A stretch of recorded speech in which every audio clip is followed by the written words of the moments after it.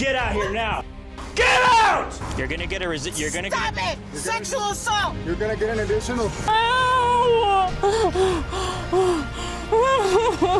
Where's the body cam? Experience the tension and drama as law enforcement officers confront defiant individuals in these gripping encounters. From fleeing suspects to intoxicated drivers, each interaction unfolds with unexpected twists and turns, showcasing the challenges and resilience of those tasked with upholding the law. Witness the adrenaline-pumping moments as officers navigate through lies, resistance, and volatile behavior, ultimately ensuring justice prevails in the face of adversity. Take the hair out of my face, please. Can you unlock these? I'm not touching anywhere close to your face because you tried to bite me already. At the station, she admitted that she had swallowed a pair of earrings, which were taken back later at the hospital.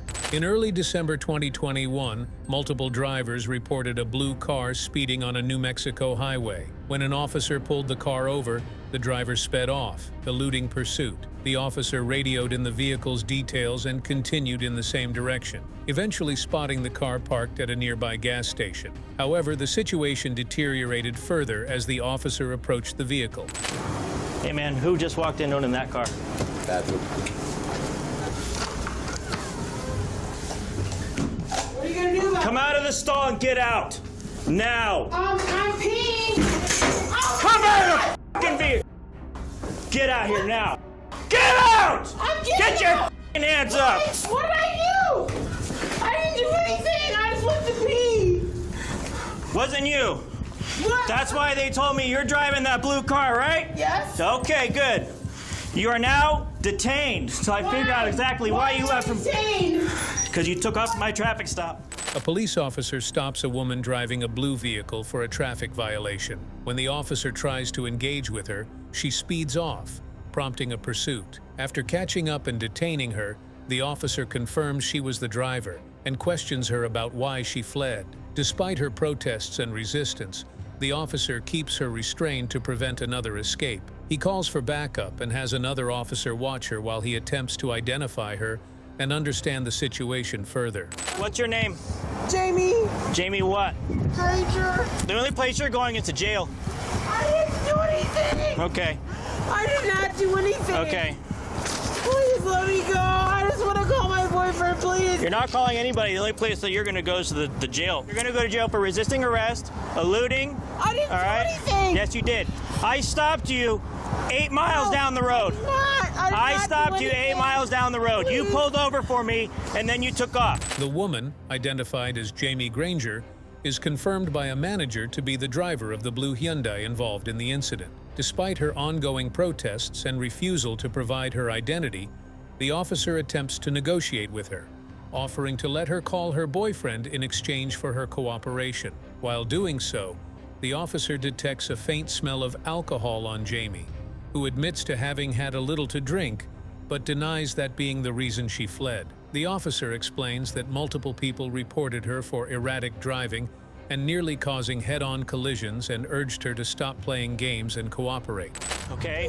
When I turned around to put my lights on, I saw you driving the car. When I got out of the truck and walked around, you decided to take off. No, Yes. I did not. No. Yes, no, you did. No, Then what do you I call did it? not. Then what do you call I was it? just coming to this gas station. Negative. I swear, I did not know you were after me. I swear. That's why you pulled over for me. That's why I stopped right behind you. Jamie Granger, having admitted to drinking more than she initially claimed, is allowed to call her boyfriend while the officers complete paperwork. When questioned again, she denies drinking but agrees to take field sobriety tests. The officer warns her against trying to flee, and she complies initially. During the test, however, she abruptly admits to being drunk and expresses a desire to see her boyfriend. The officer offers to continue the test, but Jamie chooses to stop, leading to a negotiation about how she will be handcuffed again, with the officer offering to cuff her in the front if she remains calm.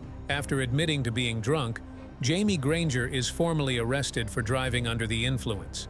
The officer reads her rights and allows her to call her boyfriend again while he completes more paperwork. Despite her uncooperative behavior, the officer remains respectful and understanding. As Jamie talks to her boyfriend, the situation continues to unfold, showing the officer's patience and professionalism in handling a difficult and ungrateful individual.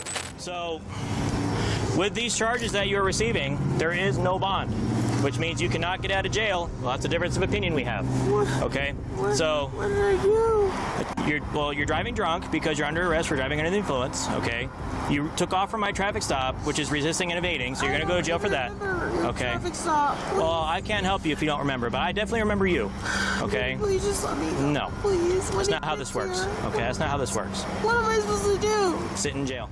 During the arrest process, the officer discovers 2 open bottles of vodka in Jamie Granger's car, which triggers an aggressive outburst from her. She resists arrest violently, kicking the officer and falsely accusing him of sexual assault. Despite her erratic behavior and continued resistance, the officer maintains control and eventually manages to secure her in the police vehicle. Jamie's actions lead to additional battery charges for an officer.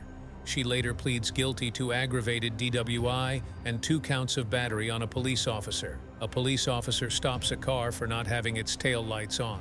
The driver, while explaining that the lights are on automatically, behaves suspiciously and talks over the officer. The officer smells alcohol in the car and questions the occupants, who deny drinking. The officer steps away and discusses with a colleague, noting that the passengers in the back are clearly drunk and the driver might be lying about the alcohol. This raises suspicion that the driver may also be under the influence, prompting further investigation. So, Jada, you said you had nothing to drink tonight, right? No. Okay. Would None you of mind us- just doing a few tests for me to see? None of us, but you pulled me over for lights. Isn't that a warning? No, it can be a ticket. I've gotten pulled over for my lights not being on, and I've sworn every time that's a warning. It's a violation, so you can write somebody a ticket for it. So my lights didn't come on in the back? I What do you explained mean that by, to you. They weren't on. what is that, like, what do you mean by lights? Your lights were not on in the back. After being stopped for driving without tail lights, a 20-year-old driver insists she hasn't been drinking despite the smell of alcohol in the car. The officer conducts standard field sobriety tests and, upon learning her age, decides to administer a breathalyzer test since underage drivers must have no alcohol in their system. During the test, the driver becomes visibly nervous and ends up wetting her pants, repeatedly asking to use the bathroom, which adds an unexpected and stressful twist to the situation for both her and the officers. We'll get this set up again for you. Okay. Yeah, just blow in this nice steady breath until it clicks, okay?